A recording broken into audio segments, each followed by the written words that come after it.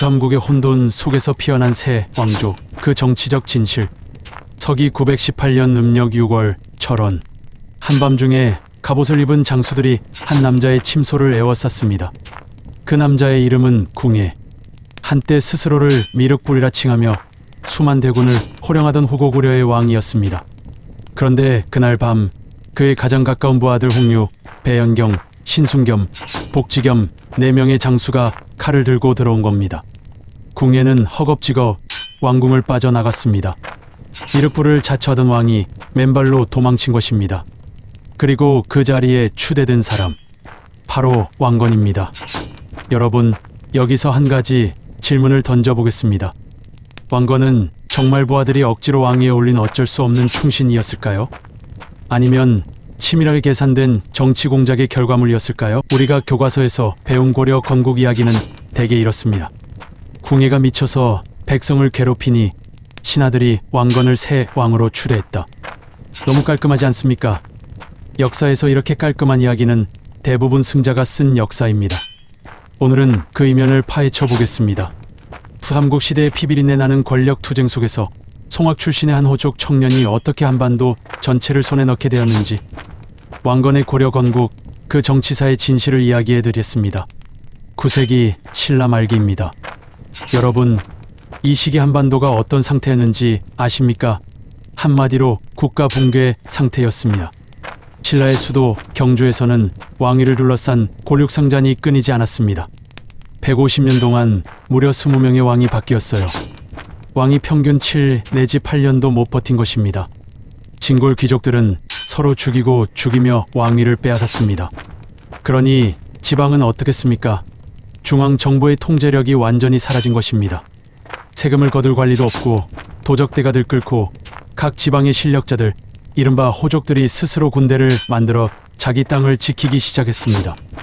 오늘날로 치면 중앙 정부가 무너지고 각 도의 군벌들이 독립선언을 하는 것과 같습니다. 이 혼란의 한가운데서 2명의 거인이 등장합니다. 하나는 견훤, 상주 출신의 군인으로 892년 무진주, 지금의 광주를 점령하고 세력을 키워 900년에 완산주 전주에서 후백제를 건국합니다. 다른 하나는 궁예, 신라 왕실의 서자 출신으로 자신의 비극적 출생에 대한 한을 품고 각지를 떠돌다가 세력을 모아 901년에 후고구려 뒤에 태봉을 건국합니다. 그리고 이 궁예의 휘하에 젊은 장수 하나가 있었습니다. 왕건입니다. 여러분, 왕건이 어떤 집안 출신인지 아시는 분 계십니까? 왕건의 아버지 왕룡은 송악, 지금의 개성 일대를 지배하던 해상호족이었습니다. 여기서 해상호족이라는 표현에 주목하셔야 합니다. 왕건 집안은 단순한 지방 세력이 아니었어요. 당나라, 신라, 일본을 잇는 해상무역을 통해 막대한 부를 축적한 경제 세력이었습니다. 장보고가 죽은 뒤 그 해상무역 네트워크의 상당 부분을 왕건의 선대가 흡수했다는 학설이 있을 정도입니다. 돈이 있었습니다. 배가 있었습니다. 사람이 있었습니다. 왕건의 아버지 왕룡은 궁예의 세력이 커지는 것을 보고 아들 왕건과 함께 자진해서 궁예에게 기부합니다. 896년의 일입니다. 이것이 단순한 항복이었을까요? 아닙니다. 이것은 정치적 투자였습니다.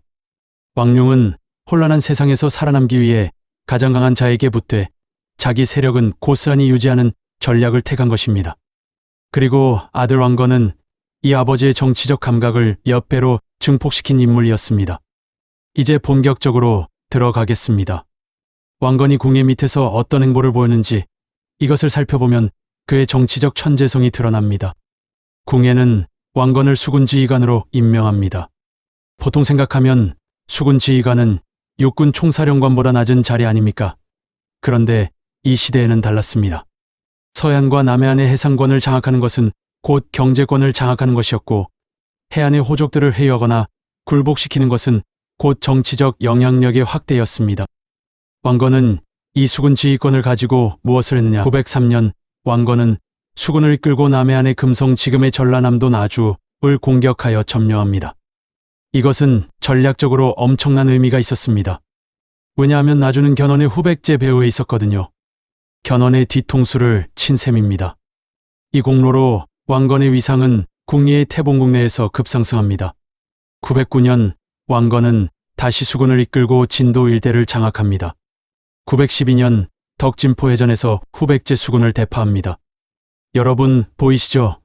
왕건은 전쟁을 하면서 동시에 남해안과 서해안의 호족들을 자기 편으로 끌어들이고 있었던 것입니다. 그것도 궁예의 돈과 궁예의 군대로요. 실제로 이 원정 과정에서 왕건에게 기부한 호족들의 이름이 기록에 남아 있습니다. 나주의 오씨, 영암의 최씨, 앞해의 호족들. 이들은 영목상 궁예의 신하가 되었지만 실질적으로는 왕건 개인과 충성 관계를 맺은 것이었습니다.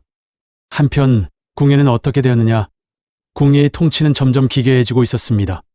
궁예는 자신을 미륵불미르포이라 선포합니다. 나라 이름을 마진모전이라 바꾸고 다시 태봉타이펑이라 바꿉니다. 연호도 무태우타에 성책승처 수덕만세 슐더완수의 정계의 정카이루오 자꾸 바꿉니다. 이것이 단순한 관계였을까요? 현대 역사학자들 중에는 다른 해석을 내놓는 분들이 있습니다. 궁예가 미륵불을 자처한 것은 신라의 골품제를 뛰어넘는 새로운 정치 이념을 만들려 한 시도였다는 것입니다.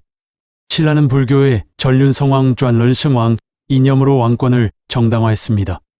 궁예는 거기서 한 발 더 나아가 아예 자신이 부처라고 선언한 것입니다. 세속의 왕이 아니라 종교적 절대자로 군림하려 한 거예요. 문제는 이 이념이 호족들의 이해 관계와 정면으로 충돌했다는 점입니다.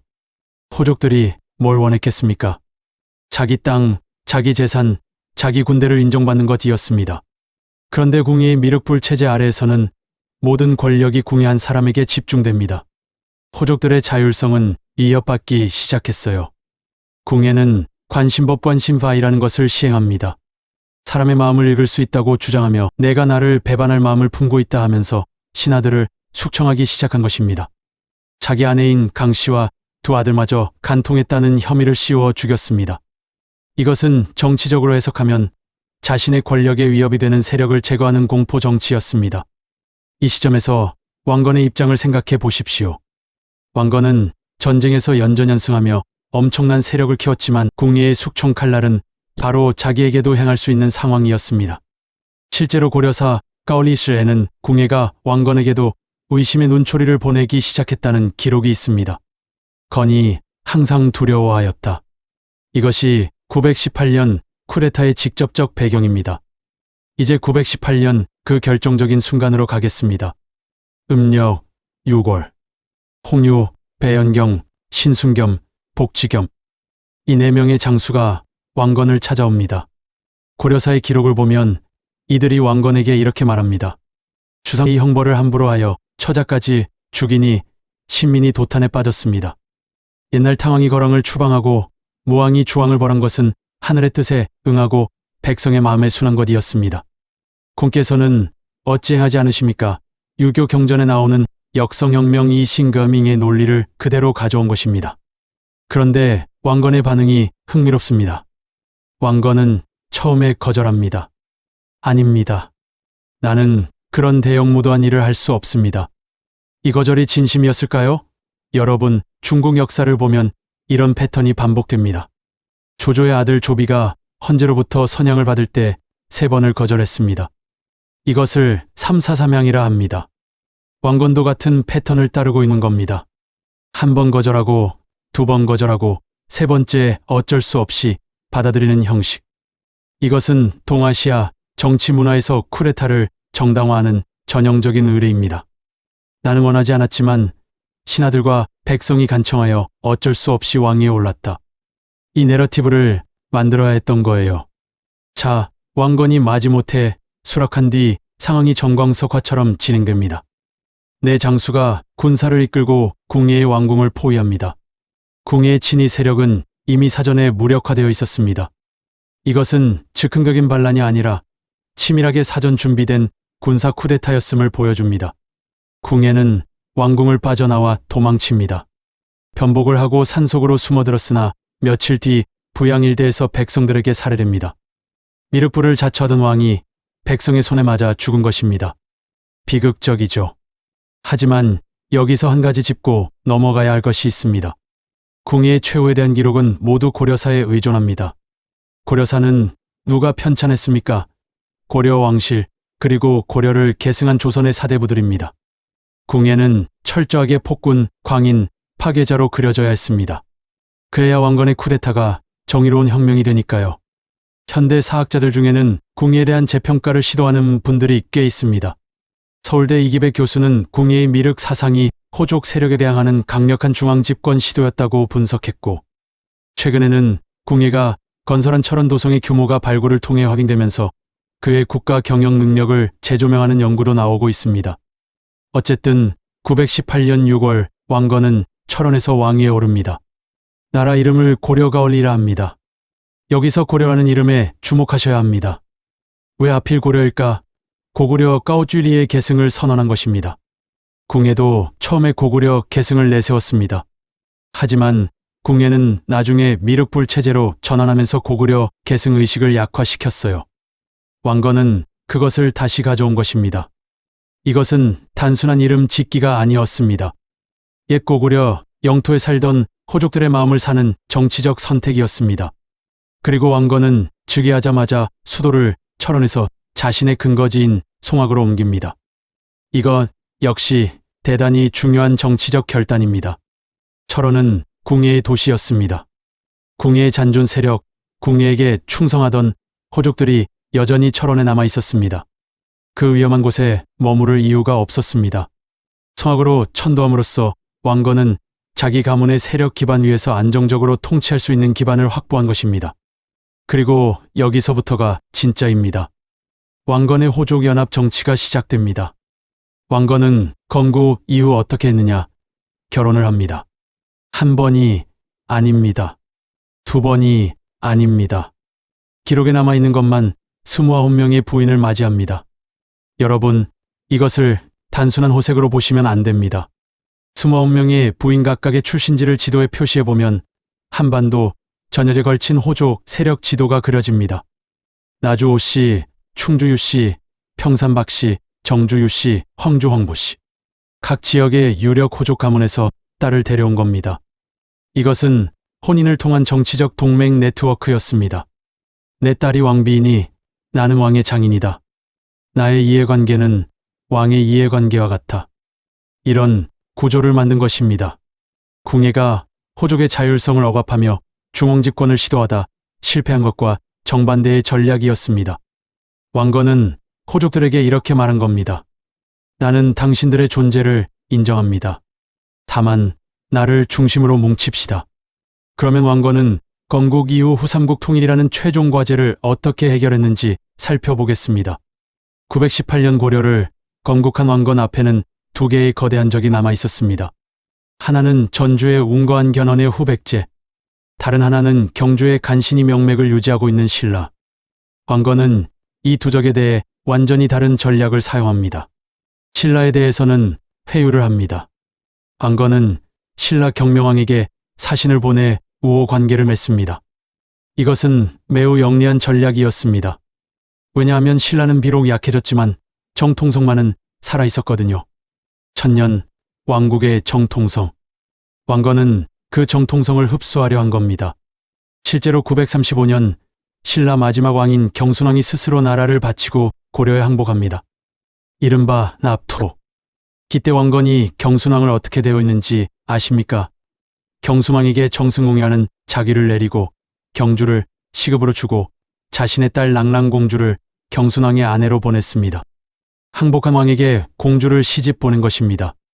이것은 전례가 없는 일이었어요. 이 관대한 처우는 무엇을 위한 것이었느냐? 신라 지역 호족들의 마음을 사기 위한 것이었습니다. 고려에 귀순하면 이렇게 대우받는다. 왕도 이 정도인데 하물며 너희 호족들이야. 이런 메시지를 전한 겁니다. 실제로 신라의 귀순 이후 경상도 일대의 호족들이 대거 고려에 귀부합니다. 반면 후백제에 대해서는 군사적 대결.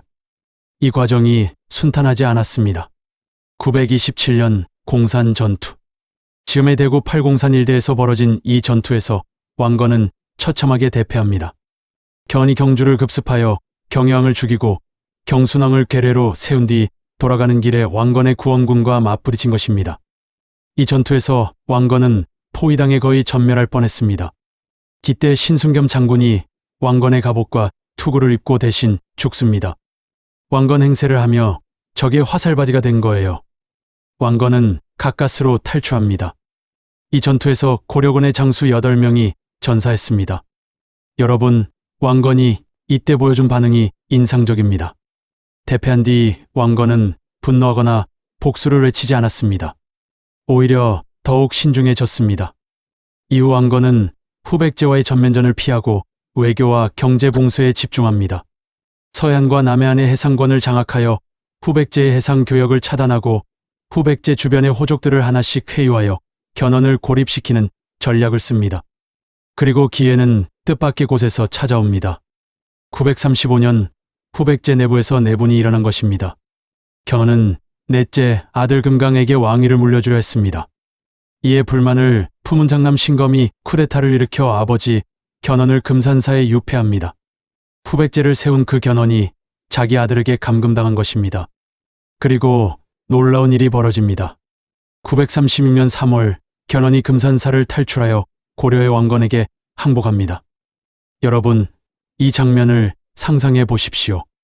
후백제를 세운 영웅, 한때 한반도 최강의 군사력을 자랑하던 견훤이 자기 아들에게 쫓겨나 적국의 왕 앞에 무릎을 꿇은 것입니다. 이때 왕건의 반응이 또 한 번 정치적 천재성을 보여줍니다. 왕건은 견훤을 극진히 대접합니다. 고려사에 따르면 왕건은 견훤에게 상보라는 칭호를 내립니다. 아버지처럼 모시겠다는 뜻입니다. 남쪽 양주의 저택을 하사하고 그 지위를 백관에 위에 놓았습니다. 적국의 왕에게 아버지 대접을 한 것입니다. 이것은 단순한 관대함이 아닙니다. 정치적 계산입니다. 견훤을 극진히 대우함으로써 후백제에 남은 호족들과 장수들에게 강렬한 메시지를 보낸 것입니다. 보라, 견훤조차 고려해 왔더니 이런 대접을 받는다. 너희가 항복하면 어떻겠느냐? 그리고 동시에 견훤의 항복은 후백제 정벌의 명분을 완성시켜 줍니다. 후백제의 진짜 왕인 견훤이 나에게 왔다. 지금 전주에 있는 신검은 아비를 감금한 페륜나에 불과하다. 내가 치는 것은 침략이 아니라 정의의 구현이다. 완벽한 명분이었습니다. 936년 9월 왕건은 10만 대군을 이끌고 후백제 정벌에 나섭니다. 이때의 견훤도 함께 출정합니다. 자기가 세운 나라를 자기가 멸망시키러 가는 거예요. 이 얼마나 비극적인 장면입니까? 고려군과 후백제군은 1~2천, 지금의 경북 구미 선산 일대에서 격돌합니다. 1~2천 전투, 후삼국 시대의 마지막 대전투였습니다. 결과는 고려군의 압도적 승리. 후백제의 신검은 항복하고 후백제는 멸망합니다. 그리고 견훤은 이 소식을 들은 지 며칠 뒤 등에 큰 종기가 나서 죽습니다. 자기가 세운 나라가 자기 눈앞에서 무너지는 것을 본 거예요. 그 충격이었을 것입니다. 이로써 936년 후삼국이 통일됩니다. 918년 건국 이후 18년 만에 왕건은 한반도 전체를 손에 넣었습니다. 정리하겠습니다. 왕건의 후삼국 통일 전략은 3가지 축으로 이루어져 있었습니다. 혼인동맹, 각지 호족 29명의 부인, 정치적 네트워크 구축, 회유와 관용, 신라항복 세력 경순왕 우대, 견훤 상보 칭호, 군사적 결단, 후백제 1~2천 전투, 결정적 일격. 궁예가 공포와 억압으로 호족을 다스리려다 실패한 것과 비교하면 왕건은 포용과 연합으로 그들을 품었습니다. 이것이 왕건 정치의 핵심이었습니다. 자, 여기까지 이야기를 들으시면 이런 반론이 나올 수 있습니다. 왕건을 너무 미워하는 것 아닌가? 결국 쿠데타로 왕이 된 사람 아닌가? 맞습니다. 이 지적은 타당합니다. 왕건의 고려 건국은 아무리 좋게 포장해도 주군을 배반한 쿠데타였습니다. 궁예가 폭군이었다는 기록은 대부분 왕건 측이 남긴 기록입니다.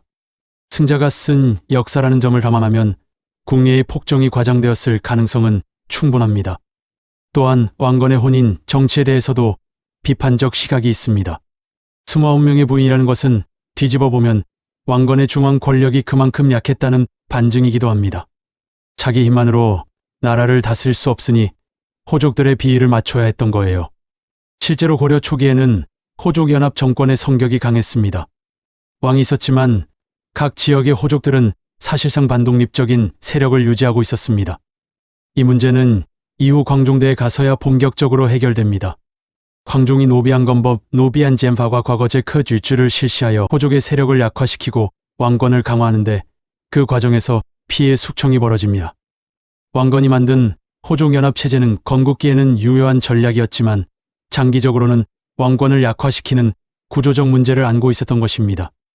또 하나 이런 반론도 있을 수 있습니다. 견이해뿐만 아니었으면 왕건이 이길 수 있었겠느냐? 이 역시 일가 있는 지적입니다. 927년 공산 전투에서 왕건은 거의 죽을 뻔했습니다. 군사적 역량만 놓고 보면 견훤이 왕건보다 뛰어났다는 평가가 많습니다. 왕건이 후삼국을 통일할 수 있었던 가장 결정적인 요인은 후백제의 자멸이었습니다. 견훤의 아들 신검이 쿠데타를 일으키지 않았다면 후삼국의 역사는 완전히 달라졌을 수도 있습니다. 하지만 여러분, 이것도 다시 생각해 볼 필요가 있습니다.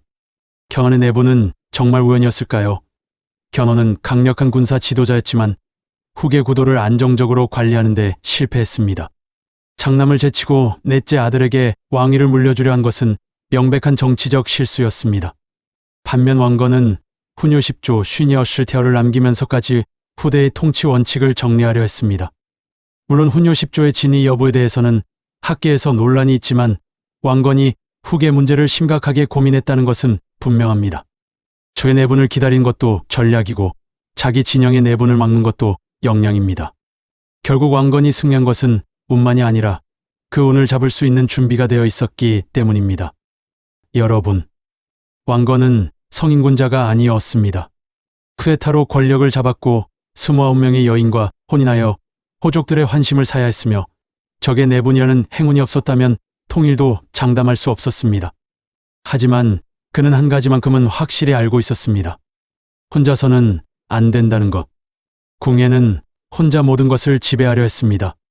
결과는 파멸이었습니다. 견훤은 군사력으로 모든 것을 해결하려 했습니다. 결과는 자기 아들의 배반이었습니다. 왕건은 달랐습니다. 사람을 모았습니다. 양보할 것은 양보하고 기다릴 것은 기다렸습니다. 적에게도 품을 열었습니다. 경순왕에게 공주를 보내고 견훤을 아버지로 모셨습니다. 이것이 정치입니다. 이것이 왕건이 한반도의 주인이 될 수 있었던 진짜 이유입니다.